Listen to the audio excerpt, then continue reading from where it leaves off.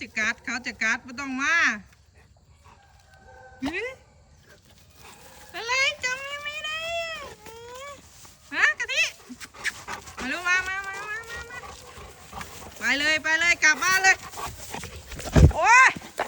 เดี๋ยวโดดไปโดดไปกลัวไปสมองกี่บาทเอ้ยมาเร็วลูกเร็ววาง